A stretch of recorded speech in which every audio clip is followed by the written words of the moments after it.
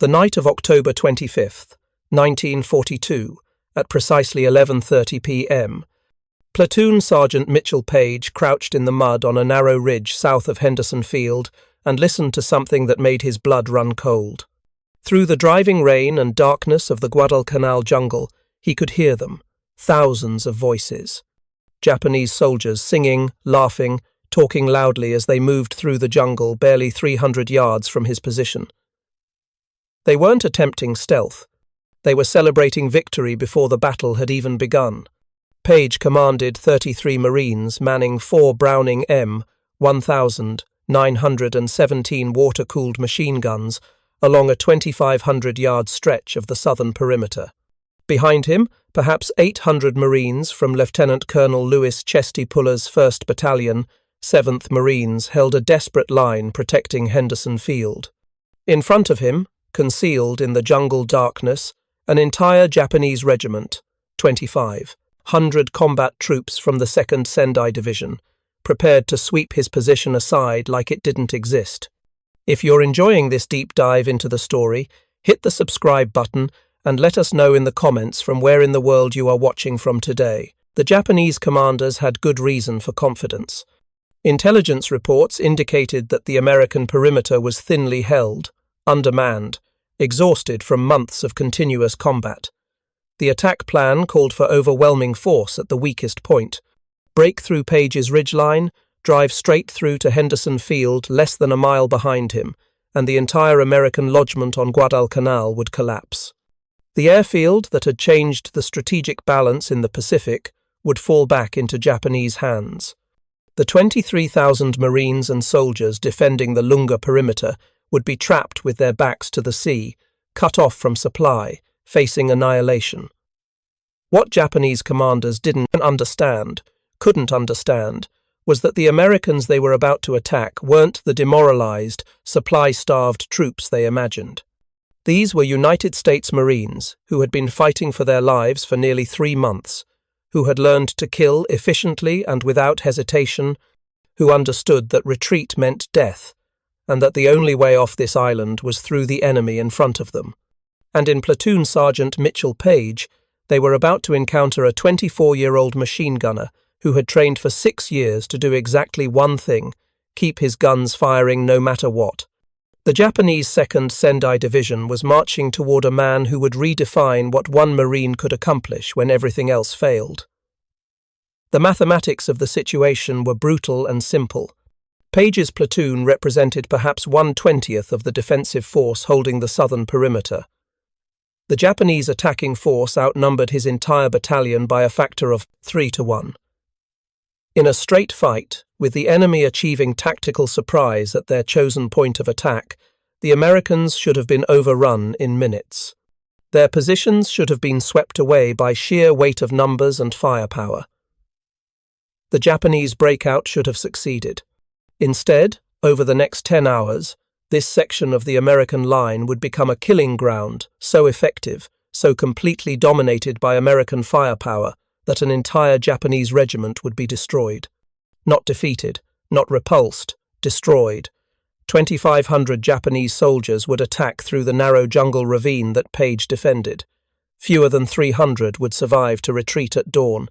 Understanding how this happened, how 33 Marines and then 1 Marine alone managed to stop a force 75 times their number, requires understanding the weapon that made it possible, the training that made the weapon effective, and the specific tactical situation that turned a desperate defensive stand into the most devastating small unit action of the Pacific War. The Browning M1917 water-cooled machine gun that Paige and his Marines operated that night was, by 1942 standards, an elderly weapon. Designed by John Browning during World War I, it had been the standard American heavy machine gun for over 2 decades. It fired the .30 caliber 30-06 Springfield cartridge, the same ammunition used by the Marines' standard infantry rifle. Each gun weighed 41 pounds without its tripod, another 53 pounds with the tripod and water jacket filled. Setting up a firing position required a crew of at least 3 men. The gunner, the assistant gunner who loaded ammunition belts and adjusted the gun's aim, and the ammunition bearer who kept the gun supplied with fresh belts. The M1917's water cooling system was its defining characteristic and the source of both its greatest strength and its most significant logistical burden. The heavy steel water jacket surrounding the barrel held approximately 7 quarts of water that absorbed heat during sustained firing. As long as water remained in the jacket, the gun could fire continuously without the barrel overheating and losing accuracy or suffering mechanical failure. This was the critical advantage. The M1917 could maintain sustained fire for hours without pause, something that air-cooled machine guns could not match. The practical rate of fire was approximately 400 to 600 rounds per minute in combat conditions. The theoretical maximum was higher, but experienced gunners learned that a steady, controlled rate of fire conserved ammunition, maintained accuracy, and prevented waste. 400 rounds per minute meant that a single gun with adequate ammunition supply could put 7 bullets downrange every second, continuously, for as long as the ammunition lasted and the water jacket remained filled. Each ammunition belt held 50 rounds. Standard doctrine called for machine gun positions to have at least 20 belts immediately available, 5,000 rounds, with additional ammunition stacked nearby. On the night of October 25th, Paige's 4 gun positions had been supplied with approximately 8,000 rounds per gun, 32,000 rounds total for the platoon. It sounds like an enormous amount of ammunition. Against 2,500 attacking Japanese soldiers, it would barely be sufficient. The training that produced Marine machine gunners in 1942 was exhaustive and unforgiving. Paige had been a machine gunner for 6 years by the time he reached Guadalcanal. He had enlisted in the Marine Corps on September 1st, 1936, the day after his 18th birthday, walking and hitchhiking 200 miles from his home in Charleroi, Pennsylvania, to the recruiting office in Baltimore, Maryland. After boot camp at Paris Island, he had completed machine gunning school and had been assigned to various units where he had done nothing but train with the M1917 and its variants. 6 years meant that Paige had field stripped, cleaned, reassembled, and test-fired the Browning M1917 thousands of times. He knew the gun's mechanical tolerances, its quirks, its failure points, and how to clear every type of malfunction. He could assemble the weapon blindfolded, adjust headspace and timing in the dark, and diagnose problems by sound and feel. This wasn't theoretical knowledge learned from manuals. This was practical expertise earned through endless repetition until every action became automatic muscle memory. More importantly, Paige had trained his entire platoon to the same standard. Every Marine in his unit could operate the gun, not just their assigned position. If the gunner was hit, the assistant gunner could take over. If both were hit, the ammunition bearer could man the gun. This redundancy was critical in combat, where casualties were inevitable, and positions had to be held regardless of losses. Paige had also trained his Marines in the tactical employment of machine guns, the principles that determined whether a position would hold or collapse under assault. The key was interlocking fields of fire. Machine guns were not positioned to fire straight ahead but at angles, so that each gun's beaten zone, the area where its bullets impacted the ground, overlapped with the beaten zones of adjacent guns. An enemy attacking any point in the defensive line would be caught in crossfire from multiple positions. Even if they overran one gun, they would still be exposed to fire from the others. The position Paige had prepared on the ridge south of Henderson Field represented textbook defensive tactics. His 4 guns were dug into foxholes approximately 75 yards apart, positioned to cover both the ravine to their front and the approaches from either flank. Tripwires strung in front of the position would alert the Marines to approaching enemy forces. If you find this story engaging, please take a moment to subscribe and enable notifications. It helps us continue producing in-depth content like this. See, ration cans hung on the wire with empty cartridge cases inside would rattle when disturbed, providing an early warning system that didn't rely on seeing or hearing the enemy in the darkness. The fields of fire had been carefully cleared during daylight, cutting away vegetation that might obscure vision or block bullets. Each gun had been ranged to specific landmarks, trees, rocks, terrain features, so that gunners could traverse to known targets even in darkness. Paige had personally test-fired each weapon during setup, adjusting the gun's positions to ensure optimal coverage. Everything that could be done to prepare had been done, but preparation only mattered if the Marines could execute under pressure, and the pressure they were about to face would be unlike anything in their previous experience. The Japanese Second Sendai Division that was massing for the attack represented some of the most experienced, most aggressive infantry in the Imperial Japanese Army. These were not the garrison troops and construction workers that Marines had encountered during the initial landing on Guadalcanal in August.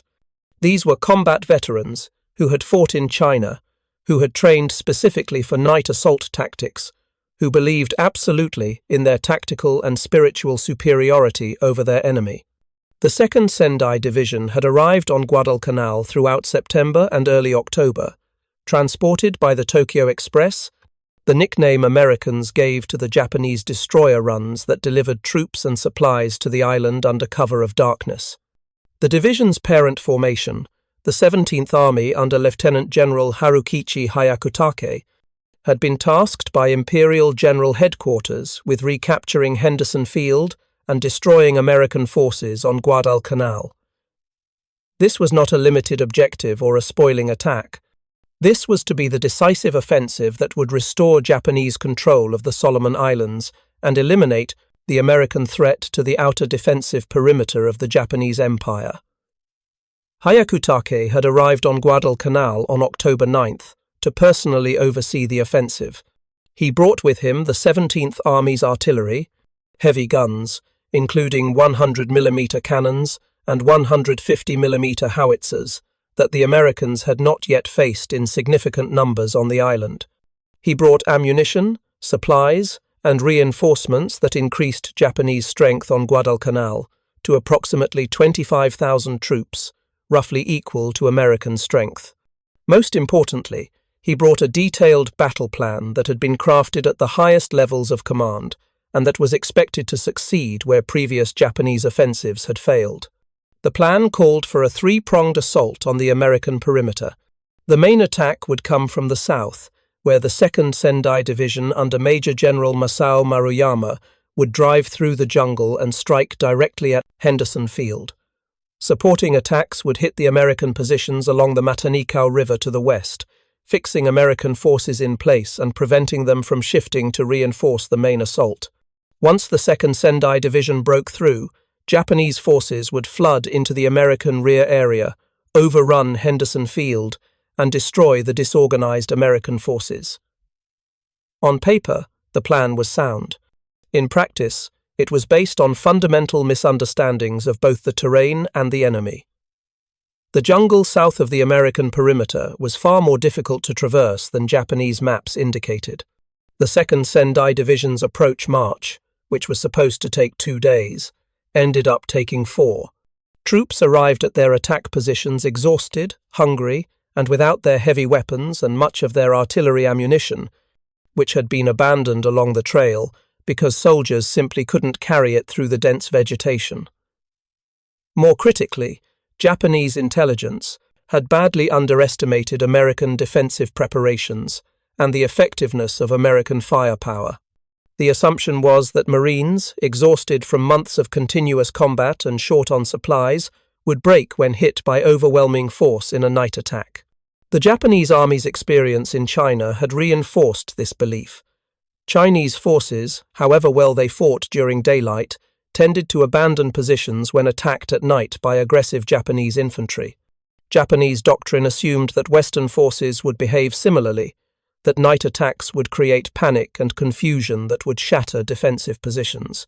This assumption would prove catastrophically wrong. The American situation on Guadalcanal in late October 1942 was desperate but not hopeless. Marines had landed on the island on August 7th, seizing Henderson Field in the opening hours of the campaign. Since then, they had been fighting for their lives. The naval battle of Savo Island on August Ninth had driven off American naval forces, leaving the Marines stranded with insufficient supplies, limited ammunition, and no guarantee of reinforcement or evacuation. For the next 2 months, they had held a narrow defensive perimeter protecting Henderson Field while fighting off repeated Japanese attacks from the ground, air, and sea. The reinforcement of the 7th Marines in September had doubled the ground combat strength available to Major General Alexander Vandergrift, the overall American commander on Guadalcanal, but it had not fundamentally changed the strategic situation. The Americans controlled Henderson Field and the immediately surrounding area. The Japanese controlled the rest of the island. Neither side had sufficient strength to eliminate the other. The outcome of the campaign would be determined by which side could maintain supply lines, replace casualties, and wear down enemy will to continue fighting. By late October, both sides were exhausted. American forces on Guadalcanal were suffering from malaria, dengue fever, dysentery, and malnutrition. Medical reports indicated that 75% of Marines on the island showed symptoms of tropical diseases. Food supplies were adequate but monotonous, consisting mainly of captured Japanese rice supplemented with irregular deliveries of American rations. Ammunition supplies were barely sufficient, with Henderson Field's anti-aircraft guns often reduced to firing only at high-priority targets to conserve shells. The Japanese situation was worse. Supply runs by the Tokyo Express delivered troops but couldn't deliver adequate food and ammunition to sustain operations. Japanese soldiers on Guadalcanal were literally starving. The Starvation Island nickname that Japanese troops gave to Guadalcanal was grimly accurate. Casualties from disease exceeded casualties from combat. Artillery ammunition was so limited that Japanese guns fell silent for days at a time to conserve shells. But none of this changed the fundamental tactical reality. Both sides had concentrated everything they had into the struggle for Henderson Field. The Japanese offensive planned for late October represented Japan's maximum effort, the strongest force they could assemble, the best troops they had available. If this attack failed, Japan would lose Guadalcanal.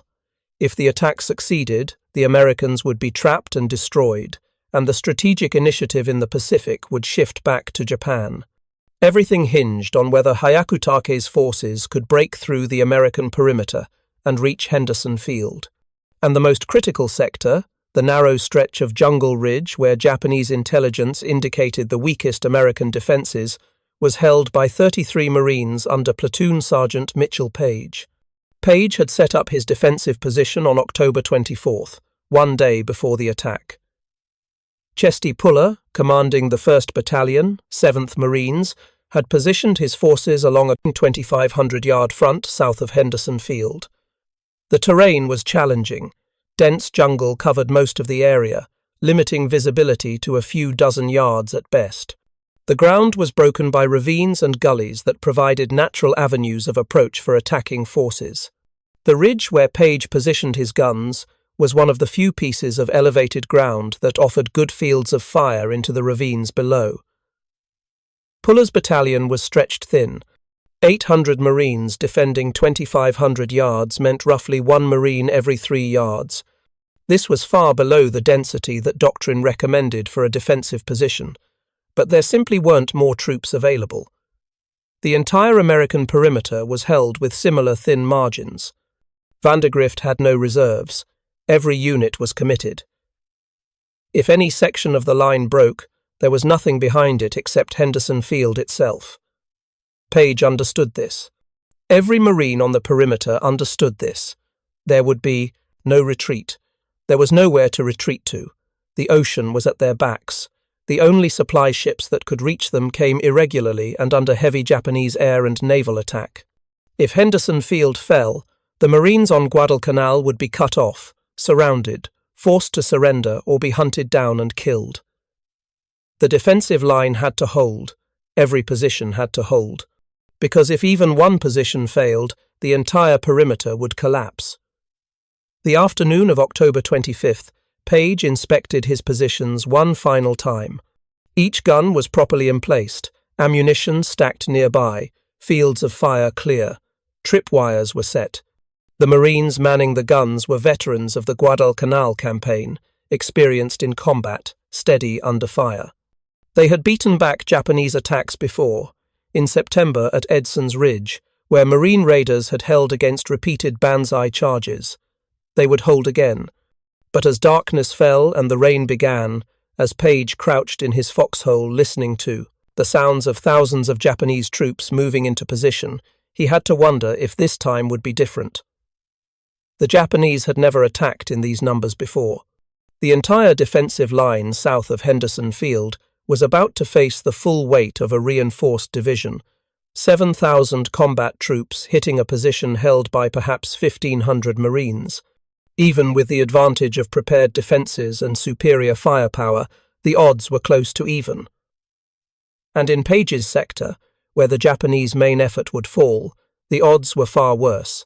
2,500 Japanese soldiers were about to attack 33 Marines, 75-1. Those were not odds anyone would accept voluntarily. Those were odds that guaranteed slaughter.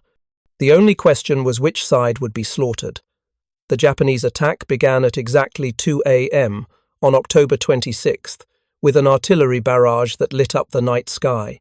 Shells from 100mm guns and 150mm howitzers slammed into the American perimeter, the explosions walking back and forth across the defensive positions in a systematic attempt to destroy machine gun nests and kill Marines in their foxholes. The bombardment lasted 15 minutes, long enough to shake the ground and fill the air with the smell of cordite and torn earth, but not long enough to accomplish much damage. American Marines had learned during 3 months on Guadalcanal that Japanese artillery was dangerous but not decisive. The jungle absorbed much of the blast effect. Foxholes and gun pits provided adequate protection against everything except direct hits, and Japanese ammunition supplies were too limited to sustain the kind of prolonged bombardment that might actually suppress defensive positions. The artillery was psychological as much as tactical, meant to terrorize and demoralize defenders before the infantry assault. It didn't work. When the shelling stopped and silence returned, broken only by the sound of rain and the rustle of vegetation, Paige's Marines were still at their guns, waiting. The tripwire system that Paige had rigged in front of his position began rattling 3 minutes after the artillery stopped. Japanese infantry were moving forward through the ravine, advancing toward the ridge in the darkness. Paige whispered commands to his gun crews. "Hold fire, let them close." In night combat, muzzle flash gave away positions. The first burst from a machine gun would draw immediate return fire. The guns needed to open fire simultaneously, with maximum effect, before the Japanese could identify and target individual positions. The element of surprise would last perhaps 30 seconds. Those 30 seconds needed to count. The Japanese came forward in a column, moving through the narrow ravine that led directly toward Paige's position. They were not attempting stealth now. Officers and NCOs called out commands. Individual soldiers talked, coughed, made noise. This was standard Japanese doctrine for night attacks. Maintain unit cohesion through noise and voice commands, accept the loss of stealth as the price for keeping formations together in darkness. The assumption was that defending forces would be paralyzed by the sound of a large enemy force approaching, that fear would prevent effective response until it was too late. When the leading elements of the Japanese column reached a distance that Paige estimated at 200 yards, still partially concealed in the ravine but beginning to deploy for the final assault, he gave the order to fire. All 4 machine guns opened up simultaneously. The effect was devastating and immediate. 1,200 rounds per minute, combined fire from 4 guns, poured into the ravine. The beaten zone, the area where bullets impacted, covered roughly 300 yards of frontage and extended 200 yards in depth. Every square yard of that killing ground received multiple bullets. Japanese soldiers caught in the open had nowhere to hide, no cover, no way to escape the interlocking fields of fire that Paige had carefully arranged. Men fell in clusters, cut down before they could react. The lead companies of the Japanese assault column simply ceased to exist as organized units, but the Japanese didn't stop. This was the fundamental difference between Japanese and American tactical doctrine in 1942. American forces, when faced with effective defensive fire, would take cover, call for supporting arms, attempt to flank or suppress the enemy position. Japanese forces, trained to believe that aggressive spirit and willpower could overcome any obstacle, charged forward into the fire.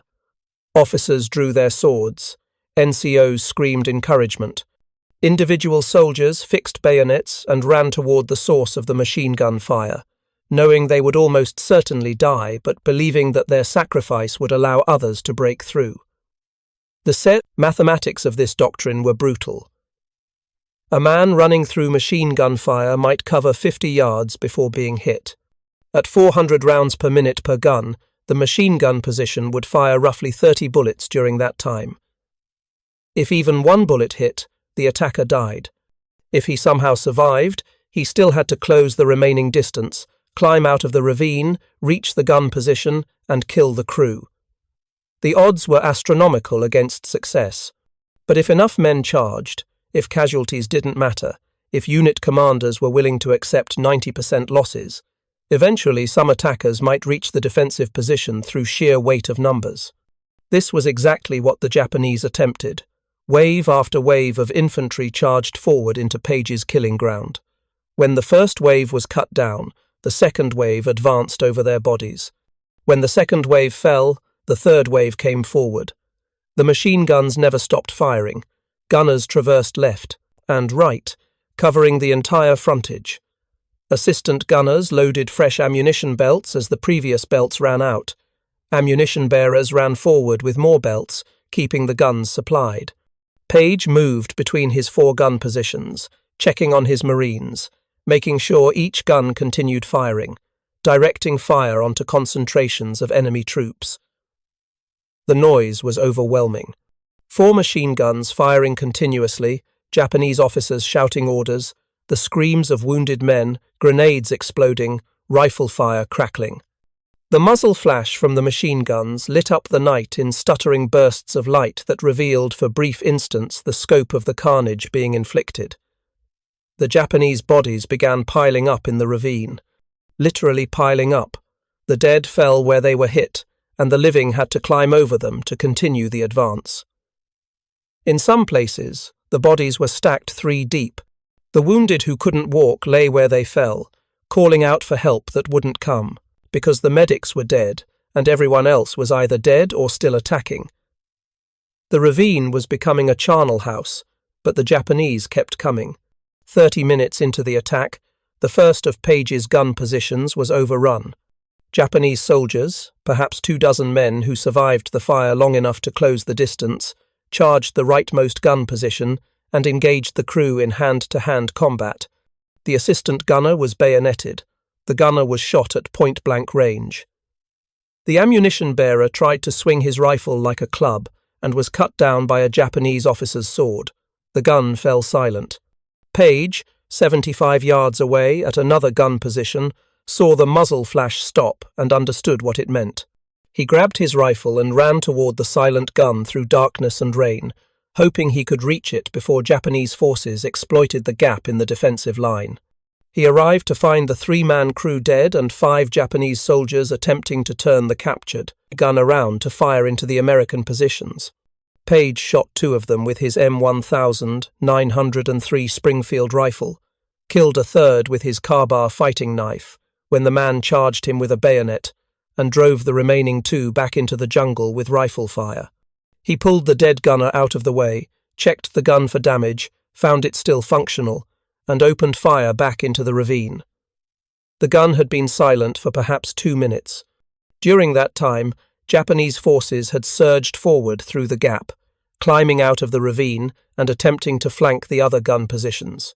Paige's resumption of fire from the captured position caught them in the open and cut down perhaps 20 men who had thought they were past the American line.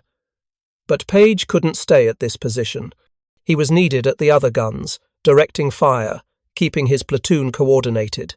He abandoned the recaptured gun and ran back through the darkness to his command position, stopping twice to shoot Japanese soldiers who had penetrated into the American lines.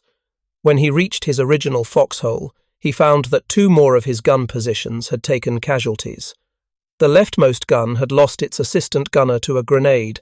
The center gun's ammunition bearer was wounded by rifle fire. Paige pulled Marines from the remaining positions to fill gaps in the wounded crews. He sent a runner back to Puller's command post, requesting reinforcements and additional ammunition. The runner returned 15 minutes later with a message that no reinforcements were available. Every sector of the perimeter was under attack. Puller's entire battalion was fully engaged. Additional ammunition was being brought forward by hand, carried by Marines from rear area positions, but it would take time. The Japanese attacks continued without pause. The Second Sendai Division's assault plan called for continuous pressure, accepting high casualties as necessary to break through the American line. Regiment after regiment was fed into the attack. When one unit was destroyed, another took its place. The mathematics were simple. The Americans had limited ammunition. The Japanese had more men than the Americans had bullets. Eventually, the guns would fall silent, either because the crews were dead or because they ran out of ammunition. Then the position would fall. By 3:30 a.m. Paige's situation was becoming critical. He had started the night with 33 Marines. Now he had 17 still capable of fighting. The others were dead or wounded too severely to man their weapons. 3 of his 4 guns were still in action, but ammunition supplies were running low. Each gun had perhaps 500 rounds remaining, enough for 2 minutes of sustained fire at combat rates. The Japanese, sensing the American fire slackening, intensified their attacks. Fresh troops moved forward, stepping over the bodies of those who had fallen earlier, charging directly at the sources of machine gun fire. The casualties they were accepting were staggering. Conservative estimates, based on Marine Patrol reports the next morning, would indicate that approximately 800 Japanese soldiers died in the ravine in front of Paige's position during the first 2 hours of fighting. 800 dead. Perhaps 200 more wounded severely enough that they couldn't continue fighting. A full battalion destroyed, achieving nothing except to keep pressure on 33 Marines. But the pressure was working. At 4 a.m., the second gun position fell silent. Paige ran to investigate and found the entire 3-man crew dead, killed by a grenade that had landed directly in their foxhole. The gun itself was damaged, the water jacket holed by shrapnel, water leaking out. Without water cooling, the gun was useless. Paige abandoned it and ran to the next position. He arrived to find the gun still firing, but the crew reduced to 1 man, the gunner, who was wounded in the shoulder but still managing to traverse the gun and fire bursts into the attacking Japanese. The assistant gunner was dead. The ammunition bearer was missing, presumably dead somewhere in the darkness. Paige took over as assistant gunner, loading belts while the wounded Marine kept firing. At 4:15 a.m., Japanese soldiers reached this position. They came from the flank, perhaps a dozen men who had worked their way around the killing ground, and approached from the side where the gun couldn't engage them. The wounded gunner shot several with his sidearm before being bayoneted. Paige killed 3 more with his rifle, then engaged in a desperate hand-to-hand fight with a Japanese officer who attempted to run him through with a sword. The officer's blade cut deeply into Paige's left hand, nearly severing his fingers. Paige drove his carbine knife into the officer's throat, killing him instantly. More Japanese soldiers were closing on the position. Paige grabbed the machine gun, lifting it off its tripod despite the searing heat of the barrel and the 41-pound weight. He fired from the hip, traversing the gun left and right, emptying the remaining belt into the Japanese soldiers at point-blank range. The recoil nearly knocked him off his feet. The muzzle blast was blinding, but the attackers fell, cut down by the sustained burst. When the gun ran empty, Paige threw it down and ran through the darkness toward the last functioning gun position. He found it still manned by 3 Marines, still firing, but nearly out of ammunition. Japanese soldiers were closing from multiple directions. The defensive line had collapsed. Individual gun positions were fighting isolated battles. There was no longer any coordinated defense, just individual Marines firing at whatever targets they could see in the darkness. Paige made a decision. He couldn't hold the position with 3 Marines against an entire regiment, but he could buy time. The longer his guns kept firing, the longer the Japanese were. Delayed, the more time American reinforcements had to arrive, or for dawn to break, and allow other Marine units to see what was happening and provide supporting fire. He sent the 3 Marines from the last gun position back toward the American lines, with orders to find Puller and report the situation. Then he turned back to the gun. He was alone now. The rest of his platoon, 32 Marines, were dead or wounded or had withdrawn. The entire sector of the American defensive line was held by 1 man, 1 machine gun, and approximately 200 rounds of ammunition. What happened over the next 6 hours became the stuff of Marine Corps legend, but the reality was far more desperate than the legends would suggest. Paige didn't hold the position through superhuman strength or divine intervention. He held it through training, through understanding exactly how to employ his weapon for maximum effect, and through calculated ruthlessness that accepted no alternative to victory. The remaining machine gun was positioned to cover the main approach through the ravine. Paige couldn't stop Japanese forces from flanking the position, but he could make the direct approach so costly that most attackers would seek alternatives.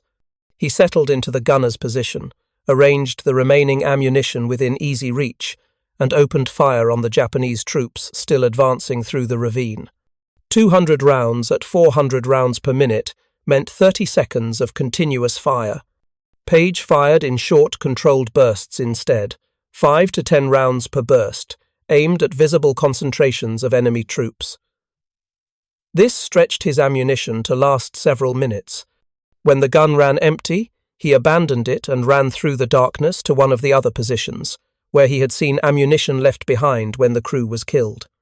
He grabbed 2 belts, approximately 500 rounds, and ran back to his gun. Japanese soldiers were everywhere now. The breakthrough had succeeded. Enemy troops were past the ridge, moving into the American rear area, heading toward Henderson Field. But they were disorganized, scattered in small groups, without unit cohesion or coordinated command.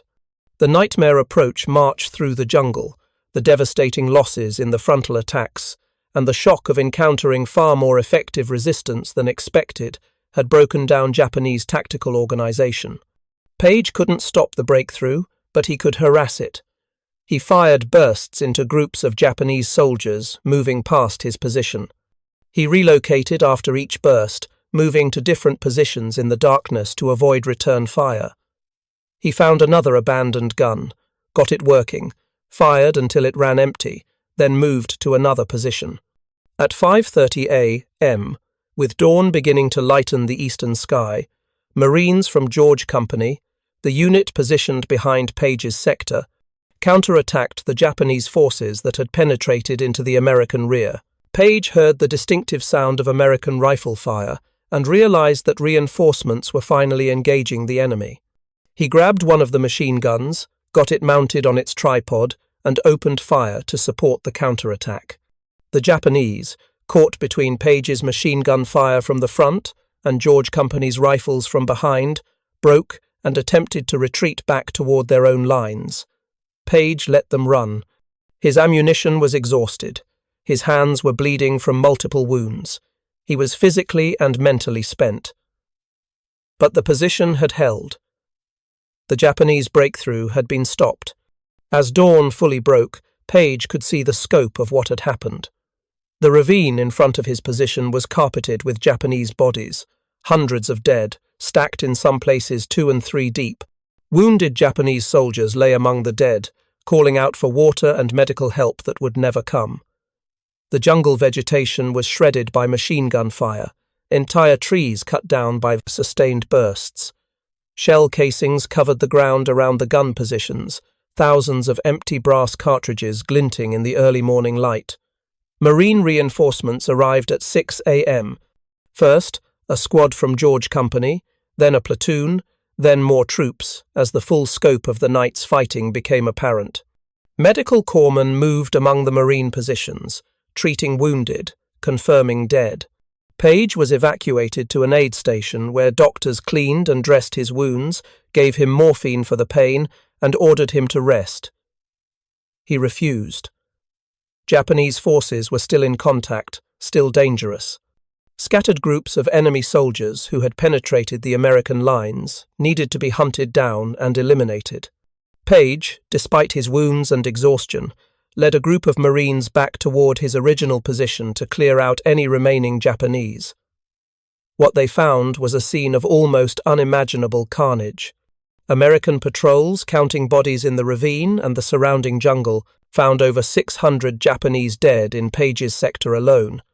Another 300 to 400 wounded Japanese were found hiding in the jungle, too injured to fight, too weak to retreat. Additional Japanese bodies were discovered over the following days as patrols moved further from the perimeter. The total Japanese casualties from the night's fighting across all sectors of the American perimeter exceeded 2,500 killed and perhaps 1,000 more wounded. The Second Sendai Division, which had attacked with 7,000 men, was effectively destroyed as a combat force. Only about 3,000 men returned to Japanese lines in any condition to fight. The division would never again conduct offensive operations on Guadalcanal. American casualties, by comparison, were extraordinarily light. Puller's battalion lost approximately 60 men killed across all positions. Paige's platoon, which bore the brunt of the main Japanese assault, suffered 32 of the 33 Marines killed or wounded. But the position had held. The line had held. Henderson Field remained in American hands. The disparity in casualties, 80-1 in favor of the defenders, represented the effectiveness of prepared defensive positions, superior firepower, and the fundamental incompatibility of Japanese night assault tactics against well-trained troops armed with automatic weapons. The Japanese had attacked exactly as their doctrine prescribed. They had achieved tactical surprise. They had concentrated overwhelming force at the weakest point in the American line. By every measure except one, they should have succeeded. They failed because 33 Marines, and ultimately one Marine, understood that machine guns properly employed could dominate a battlefield regardless of the odds, and because they were willing to die at their guns rather than retreat. Lieutenant General Harukichi Hyakutake, commanding the Japanese 17th Army, called off further attacks on October 26th at 8 a.m. The offensive had failed completely. None of the attack objectives had been achieved. Henderson Field remained firmly in American hands. Japanese casualties were catastrophic. The division that was supposed to break through and destroy American forces had been destroyed itself. Japanese attempts to reinforce and resupply their forces on Guadalcanal continued through November, culminating in the naval battle of Guadalcanal in mid-November, when American naval forces intercepted and destroyed a Japanese transport convoy carrying the remainder of the 38th Division. This naval defeat ended Japanese offensive operations on Guadalcanal. By December, Japanese Imperial Headquarters had made the decision to evacuate the island, acknowledging defeat in the campaign. The evacuation was completed by the first week of February 1943. Nearly 11,000 Japanese troops were successfully withdrawn from Guadalcanal. 25,000 Japanese had died on the island, most from starvation and disease, but a significant number killed in combat actions like the battle for Henderson Field. For Mitchell Paige, the night of October 25th to 26th became the defining moment of his military career. His Medal of Honor citation, approved in December 1942, and presented by General Alexander Vandergrift in Melbourne, Australia, in February 1943, captured the essence of his actions. For extraordinary heroism and conspicuous gallantry in action above and beyond the call of duty, while serving with the 2nd Battalion, 7th Marines, 1st Marine Division, in combat against enemy Japanese forces in the Solomon Islands area on October 26, 1942. The citation continued. When the enemy broke through the line directly in front of his position, Platoon Sergeant Paige, commanding a machine gun section with fearless determination, continued to direct the fire of his gunners until all his men were either killed or wounded. Alone, against the deadly hail of Japanese shells, he manned his gun, and when it was destroyed, took over another, moving from gun to gun, never ceasing his withering fire against the advancing hordes until reinforcements finally arrived. Then, forming a new line, he dauntlessly and aggressively led a bayonet charge, driving the enemy back and preventing a breakthrough in our lines. Paige's response, when receiving the medal, demonstrated the humility that characterized many Medal of Honor recipients. He dedicated the award to the 33 men of his platoon, stating that the medal belonged to all of them, not just to him. The men who had died at their guns that night, the Marines who had held their positions until killed or wounded, they were the heroes. Paige had simply been the last man standing. The battle for Henderson Field's broader strategic significance went beyond the immediate tactical victory. It demonstrated that Japanese infantry tactics, which had proven effective in China and during the opening months of the Pacific War, could be decisively defeated by well-prepared American forces. The myth of Japanese invincibility in night combat was shattered. American commanders gained confidence that properly trained and equipped Marines could hold against numerically superior Japanese forces.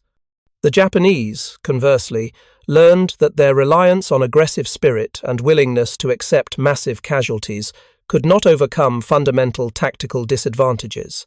The doctrine of night assault, of relying on close combat to negate American firepower advantages, had resulted in the destruction of an entire division, achieving nothing. Japanese tactical doctrine would eventually evolve, but the damage was done. The best units had been squandered in futile attacks. The irreplaceable losses of experienced infantry could not be made good. The defense of the ridge, south of Henderson Field, became a case study in machine gun employment that would be taught at Marine Corps schools for decades. The principles Paige applied, interlocking fields of fire, preparation of positions, disciplined fire control, crew redundancy, became standard doctrine. The recognition that a single automatic weapon, properly employed by trained crews, could dominate a far larger force became central to American defensive tactics throughout the remainder of the war. Paige's personal story continued beyond Guadalcanal. He was commissioned as a second lieutenant in December 1942, remaining on the island until January 1943. He participated in the Battle of Cape Gloucester in New Britain in late 1943 and early 1944. He served in various training and staff positions throughout the remainder of World War II, rising to the rank of captain. After the war, Paige remained in the Marine Corps during the Korean War, though he did not serve in Korea itself. He retired as a colonel in 1959 after 23 years of service. In his post-military career, he worked with the FBI to identify and prosecute individuals who falsely claimed to have been awarded the Medal of Honor, protecting the integrity of the award that he and his fellow recipients had earned through genuine sacrifice. He died on November 15, 2003, at age 85. At the time of his death, he was the last surviving Medal of Honor recipient from the Guadalcanal campaign. He was buried with full military honors at Riverside National Cemetery in California, joining thousands of other veterans whose service had preserved American freedom. The 32 Marines of Paige's platoon, who were killed or wounded on the night of October 25th to 26th, left behind families, loved ones, lives unlived. Their names are recorded on the memorials at Guadalcanal and in Marine Corps historical records, but they remain largely unknown outside the Corps itself. They were young men, most in their late teens or early 20s, who had volunteered to serve their country and who died doing exactly what they had trained to do: hold the line, keep the guns firing, refuse to retreat. The question that haunts any analysis of that night's fighting is simple and unanswerable. What made it possible for 33 men, and ultimately one man, to stop 2,500? The training helped, the weapons helped, the prepared defensive positions helped, but none of those factors fully explain how such lopsided odds could produce such a complete defensive victory. Part of the answer lies in the nature of automatic weapons and their effect on infantry tactics. A machine gun doesn't care about odds. It doesn't care if the attackers outnumber the defenders 75-1. It fires bullets at the rate of 7 per second, and every bullet that hits kills or wounds. The attackers can't shoot back effectively because they're caught in the open, while the defender is behind cover. The psychological impact of machine gun fire, the knowledge that charging into sustained automatic weapons fire is almost certainly fatal, breaks down unit cohesion and individual will even among highly motivated troops. But technology alone doesn't explain Guadalcanal. The Japanese had machine guns too. They had artillery, mortars, grenades, all the tools of modern warfare. What they didn't have, what they couldn't match, was the American approach to training and the American acceptance that firepower and proper tactics could substitute for numerical superiority.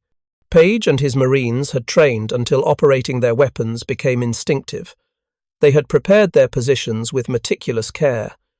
They had understood the tactical principles and applied them without deviation. And when the moment came, when everything depended on them holding the line, they fought with cold, professional efficiency that had nothing to do with emotion or spirit, and everything to do with skill and determination. The Japanese soldiers who attacked that night were brave, they were trained, they were willing to die for their emperor and their nation. But bravery and willingness to accept casualties could not overcome the fundamental tactical reality that charging machine guns across open ground in darkness is suicide. Japanese tactical doctrine in 1942 demanded that spirit overcome material disadvantages. On the ridge south of Henderson Field, that doctrine was tested to destruction and found completely wanting. The legacy of that night extends beyond the specific battlefield. It speaks to the broader truth that wars are won not by the side that suffers the most casualties or demonstrates the most aggressive spirit, but by the side that can adapt, that can employ technology effectively, that can train its forces to exploit advantages and minimize weaknesses. The Japanese were brave. The Americans were professional. Professional won. Today, the ridge where Paige made his stand is quiet. The jungle has reclaimed the battlefield. The foxholes and gun positions have eroded. The trees that were cut down by machine gun fire have been replaced by new growth. Visitors to Guadalcanal can walk the ground, can stand where Paige stood, but the physical evidence of what happened there has largely disappeared. What remains is the story. The story of 33 Marines who were told to hold a position and did so, fighting until killed or wounded. The story of one Marine who, when everyone else had fallen, kept fighting alone for 6 hours, manning multiple guns, destroying an enemy force 75 times his size. The story of a night when everything hung in the balance, when defeat seemed inevitable, when the odds were impossible, and when somehow, impossibly, victory was achieved. Thank you for watching. For more detailed historical breakdowns, check out the other videos on your screen now, and don't forget to subscribe.